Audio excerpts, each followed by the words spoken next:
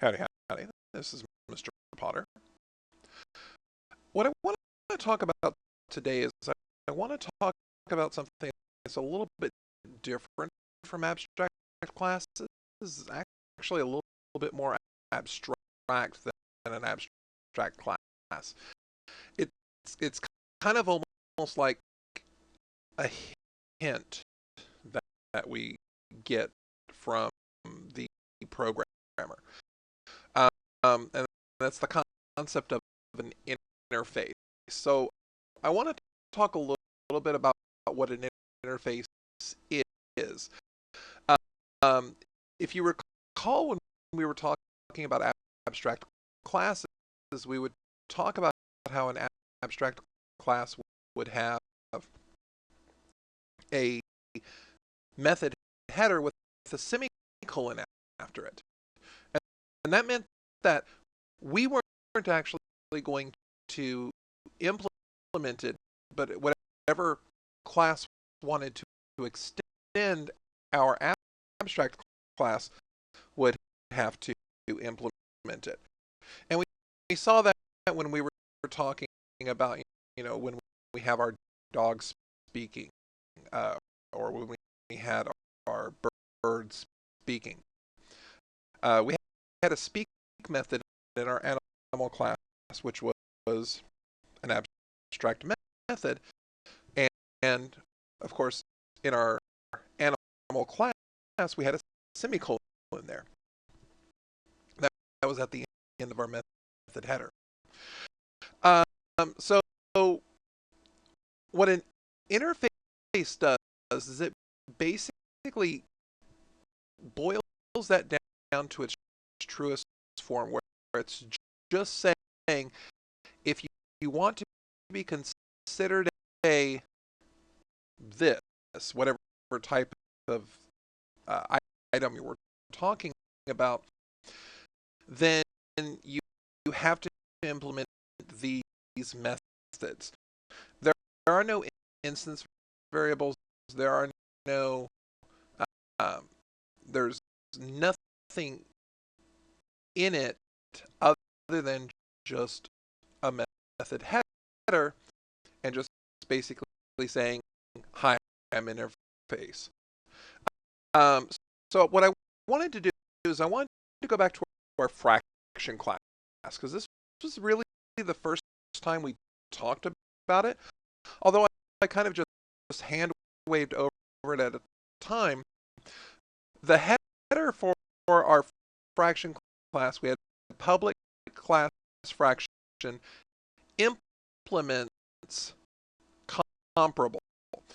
Now, what we've seen in this unit is that we kind of reserve our keywords after the name of our class for stuff that our class has to do on top of it. So either we're extending a existing class, we're extending an abstract class, or in this case, we're implementing a technique. And this technique is comparable. And the reason we had to do this is because when I'm dealing with primitives, when I'm dealing with ints or chars or booleans even, I had the ability to compare them directly using the equals operator, and I could also compare them directly with less than and greater than. I could tell if a double was less than another double or greater than.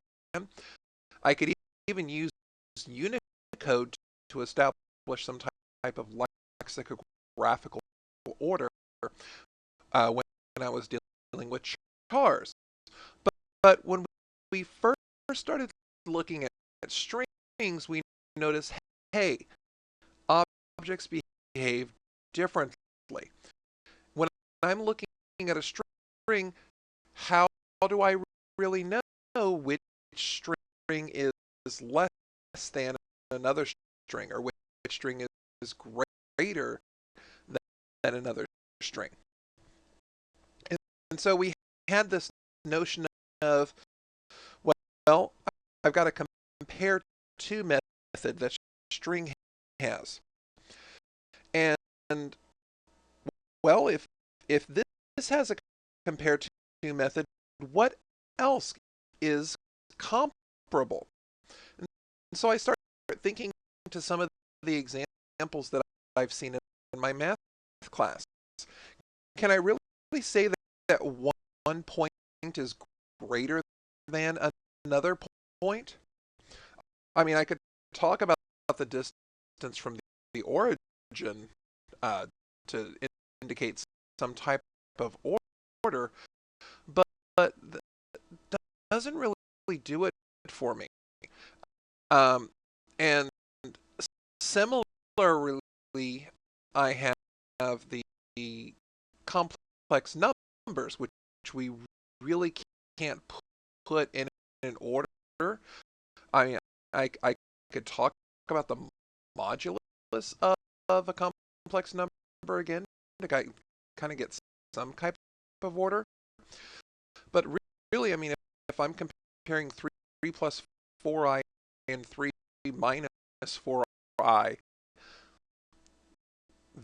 those both have the same modulus of 5, so can I really say one is not less than the other? That's the thing. And so what we basically have come down to is we say some things are comparable and some things aren't. And if it's a comparable class, if we can compare two elements in the class, then we'll just go ahead and say it implements this comparable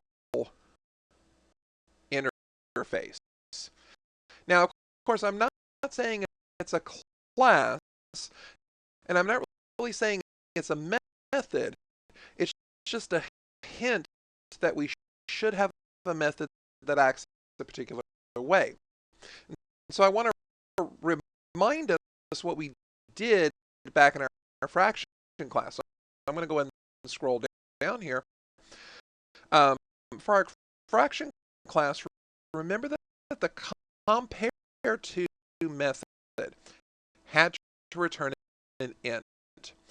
And the idea was that if I return a positive int, then I, meaning this, comes after whatever we're comparing ourselves to. And if I returned a negative, then I come before whatever I'm comparing myself to. And if I truly have an equal value to whatever I'm comparing myself to, then I return a 0. And what we did is, given some object O, and I'll talk a little bit about why I chose this notation as opposed to something else. I first check to see is the object I was given, is that an instance of my class? Because I really can't compare a fraction to a string. It doesn't make sense to compare a fraction to a string. And so we don't. But what I do is I say, hey, if I know that this thing I'm comparing myself to is a fraction, let's treat it as a fraction. Let's cast it as a fraction and find some numerical comparison between my fraction and that fraction. And essentially what I did is I cross multiplied.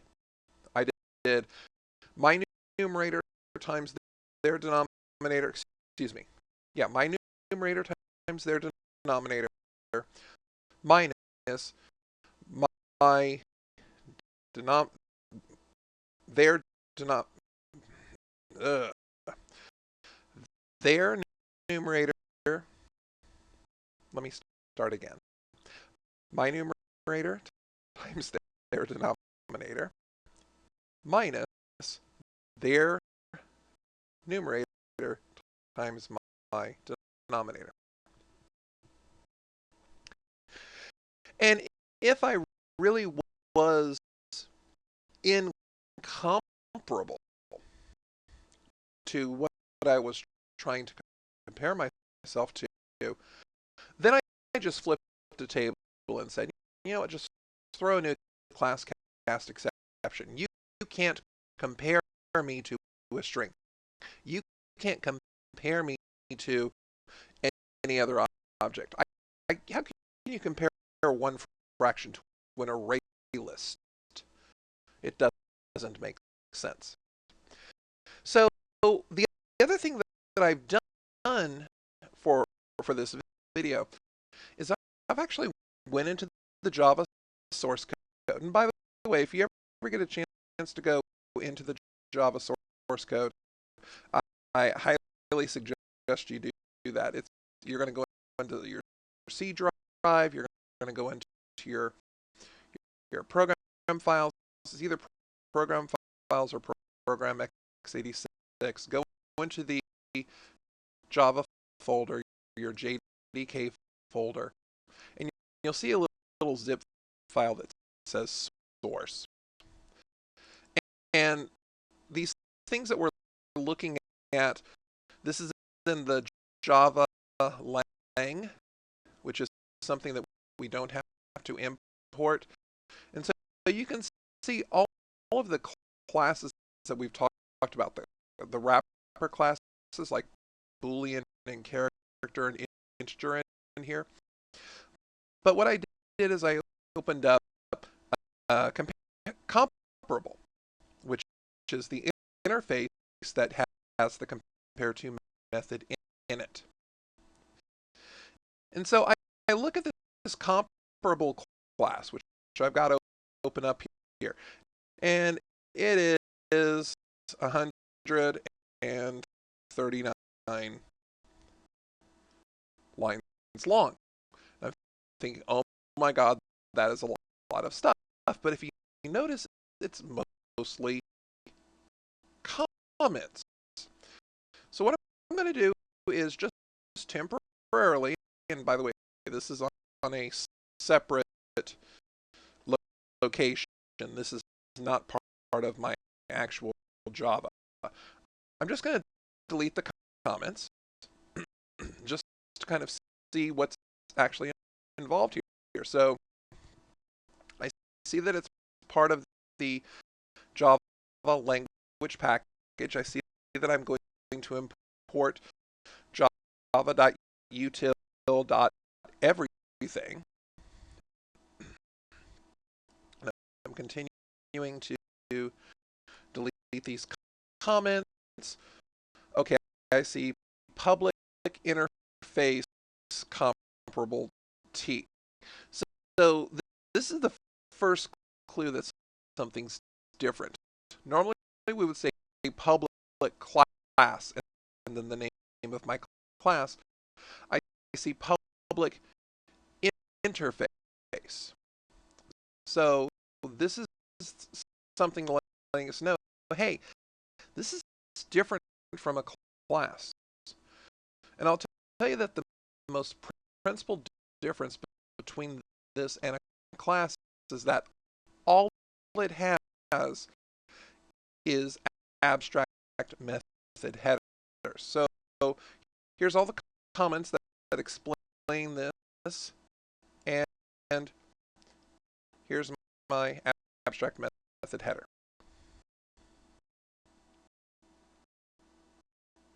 And that's it. That's all that comparable is.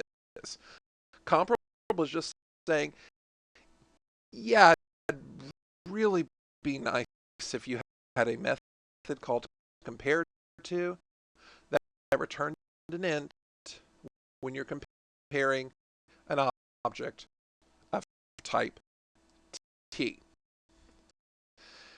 And what this means is this is the template. We saw this when we were creating our array list, that we could have an array list that contained a particular type of object. And I could have taken this fraction class and I could have made this a whole heck of a lot easier to say, you know what, I can only compare myself to other fractions. And if I stipulated this, then I wouldn't have had to do all of this O instance of fraction. I could have just done this one line of code. But I did this for two reasons. One is I like this legacy instance of method. This is something that we used to teach when we used to do the marine biology case study, when it was part of the AP curriculum. And I really think that it's nice to be able to have an object compare itself to if it is or is not a member of a class. And I used it also to reinforce the notion of casting, so that I could cast an object to a class that I knew it was a member of. And I couldn't necessarily do this if I was already given a fraction.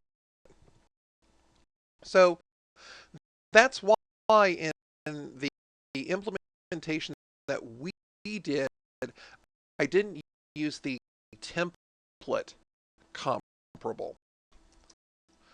I just used the generic comparable, which, I don't need the template here. It's just going to be giving me some object. And all that it's saying is that I need to have a method called compareTo, which has some object, and that returns an integer. Now, I deleted a lot of comments here, and I really should go back and kind of explain what's going over here. Notice that it says it's comparing the object with the specified object for order. Returns a negative number, 0, or a positive number if the object is less to, equal to, or greater than the specified object. And this part here is also pretty important. The implementor must also ensure that the relation is transitive. In other words, if x is less than y and y is less than z, then x should also be less than z, because otherwise we get unpredictable results, and not only unpredictable but inconsistent results.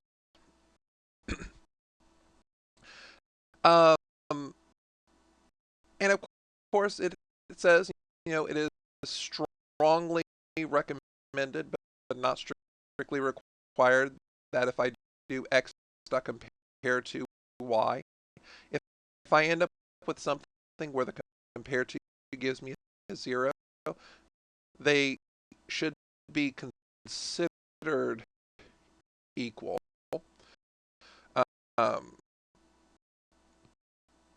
So you just have to be careful with that, but the thing is, it should work for all intents and purposes. If I compare two fractions and I get the compare to is 0, keep in mind that I could have one fraction being 2/4 and one fraction being 3/6.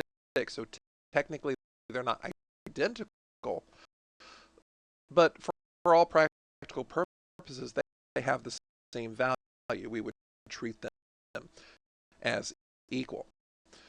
And so this is something that we kind of ignored. Um, but in general, the compareTo is supposed to follow what's in the comment.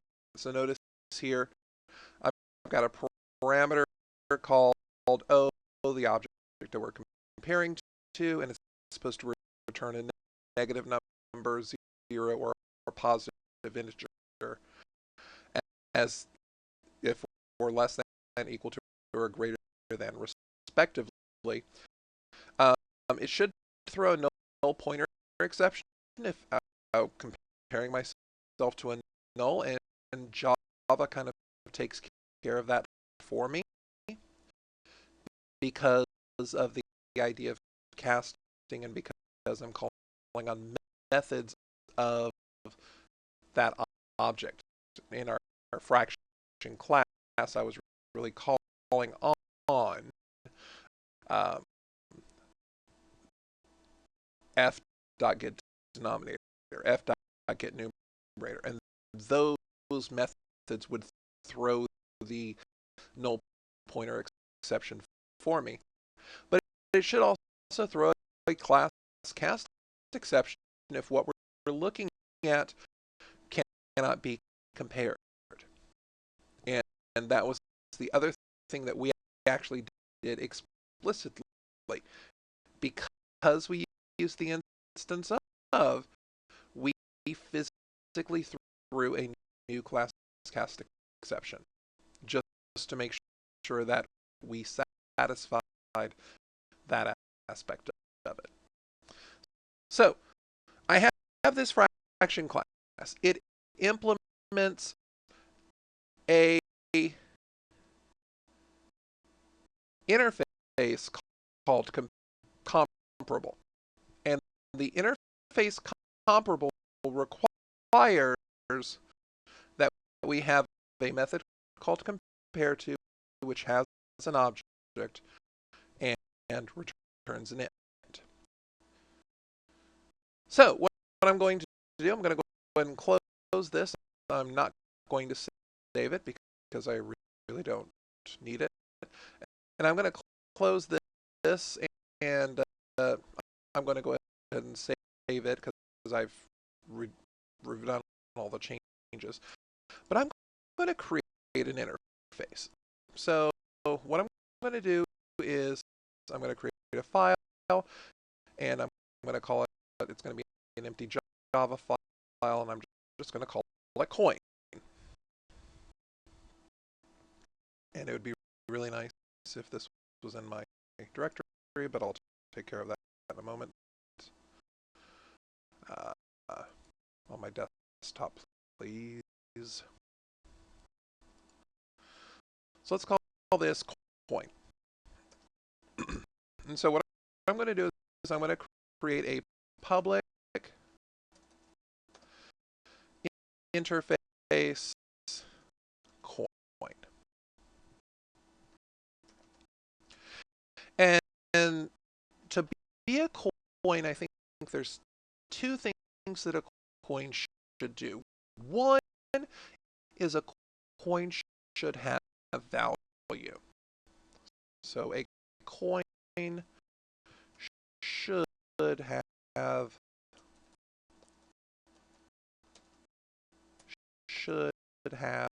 value. So I should have a way of determining the value. So I should have a public double get value. And of course, I don't need to tell the coin anything to find out what its value is. And again, because this is a method header that I want anything implementing coin to have this. This is an abstract method, and so I'm ending it with the semicolon. And there's something else that I can do with a coin. A coin should be flipped. Should be able to flip a coin and either get a heads or tail out of it. So I'm going to treat that as a Boolean, and I'm going to call this get ht. So anything that implements a coin interface, anything that implements this interface has to have these two methods in it. One called getValue and one called getHT. Now notice there's not much code in here. I've actually got 3 lines of code in here. And no problem. It compiles wonderfully. I can't actually create a coin object, but I certainly can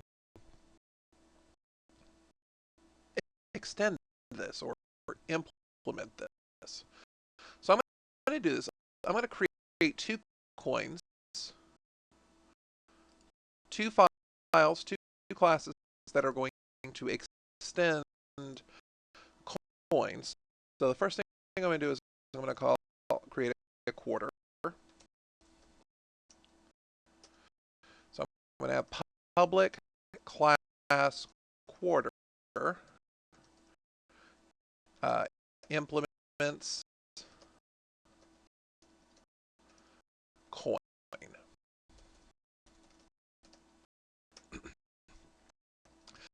So remember, in order to be a coin, I have to implement both of coin's abstract methods. I have to implement getValue. So a quarter has a value of roughly 25 cents. So my public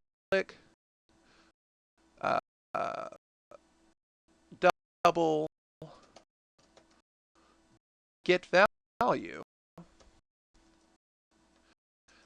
is just going to return 25 cents. Just something to give it a value. And if I compile this, you're going to notice I'm going to get an error down here. It says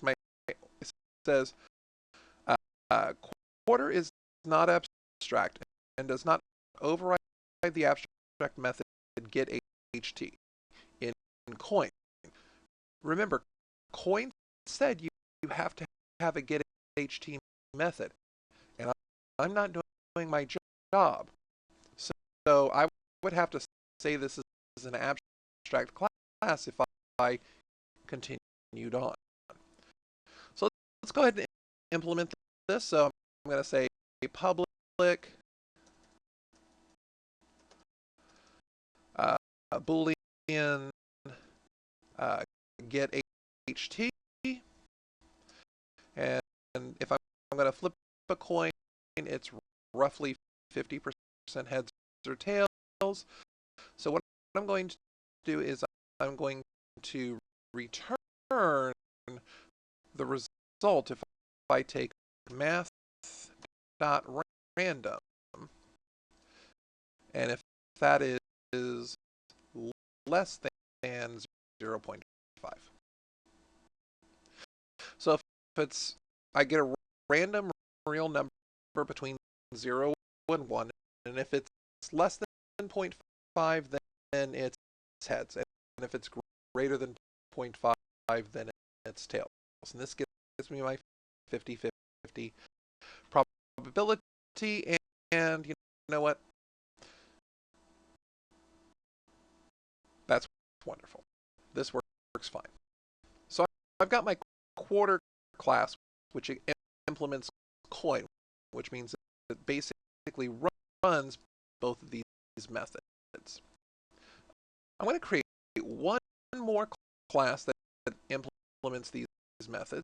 So a new file, and I'm going to call this class Harvey Dent's uh, uh, silver dollar.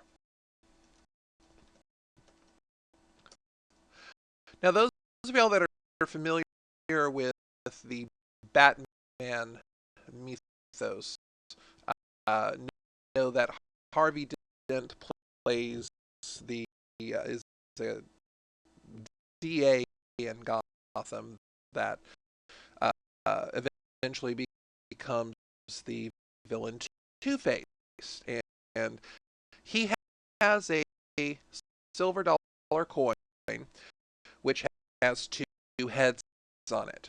So the notion of flipping a coin heads or tails,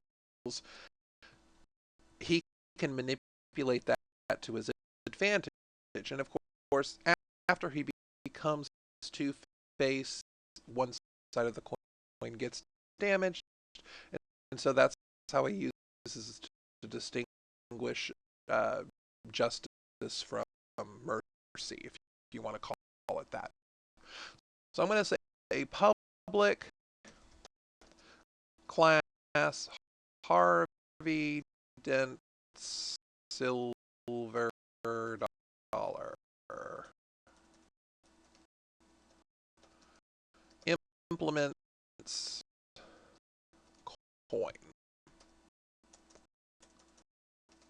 coin, the coin interface. And remember that I need to have two methods here. I have to have get value, so I'm going to have a public double get value, and of course, I'm not going to make it abstract, but a dollar is worth $1.00. So I'm going to return $1.00. I'm not going to get involved in exchange rates and figuring out how much silver is worth right now at the time of the viewing, or when you decide to view this, it's a dollar coin. If someone steals it and uses it to buy a pack of gum, it's going to buy $1 worth of gum. And then I've got my public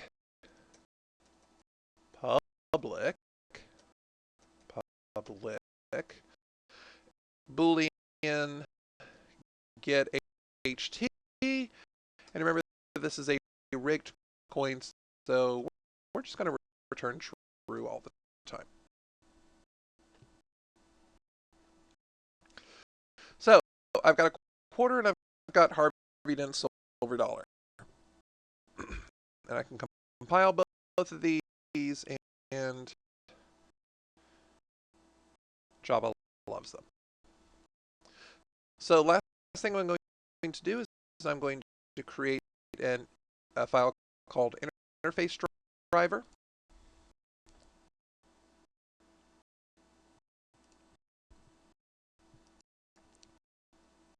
So interface driver. So I'm going to do public class interface driver.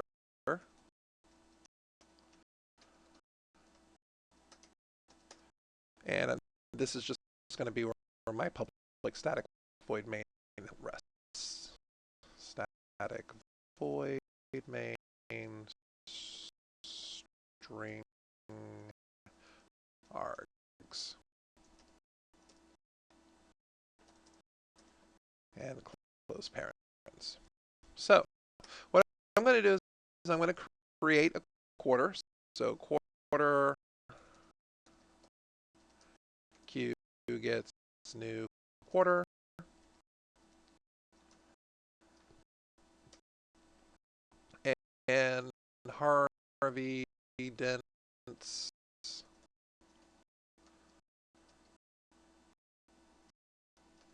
silver. You know what? Just forget it. I can just call it a coin. So I can say coin D gets new Harvey Dent silver dollar. Because this is polymorphism, I can call both of these coins.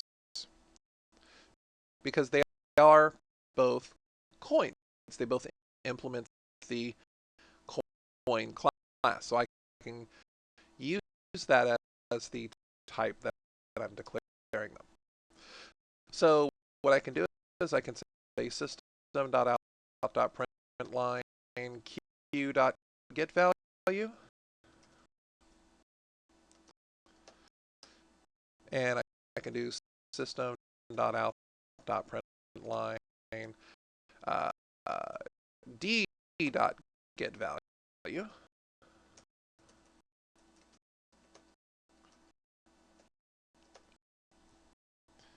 And if I run this, it should run without issue. And it tells me the value of the first coin, which is quarter, is 0.225, and the value of the second coin is $1. And then what I'm going to do is I'm going to do a loop here. So for int I gets 0, I is less than 10, I plus plus, and I'm going to system.out.print q.getHT.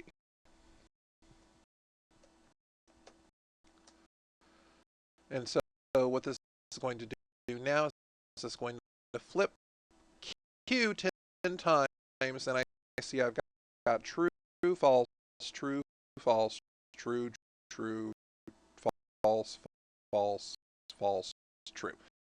So it worked 50% of the time I got true, 50% of the time I got false. Very lucky because, you know, statistics tells me that I'm not always going to get exactly 50-50 when I flip. If I change this to D, though, if I change this to Harvey Dent silver dollar, and I try and run it, then notice what happens when I flip it. True, true, true, true, true, true, true, true, true, true, true, true. So Harvey Dent's dollar behaves as I expect. It's always going to come up heads, sometimes just not a very spectacularly beautiful version of heads.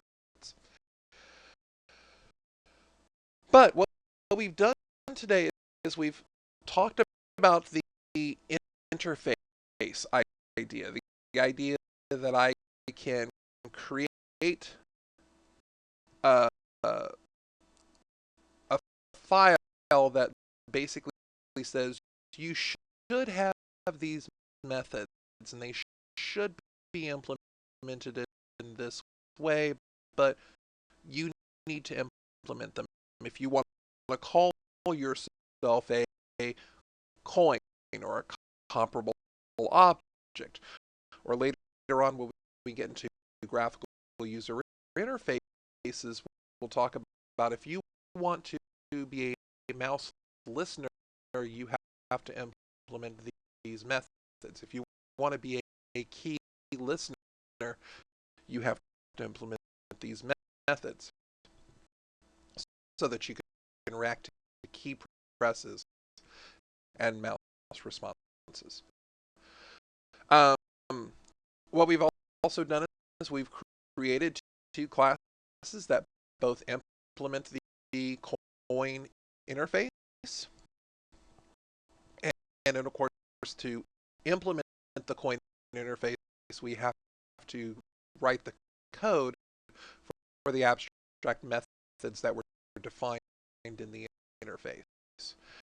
And then, of course, we flipped a few coins here. once again, this is Mr. Potter. Thank you for watching. Have a great day.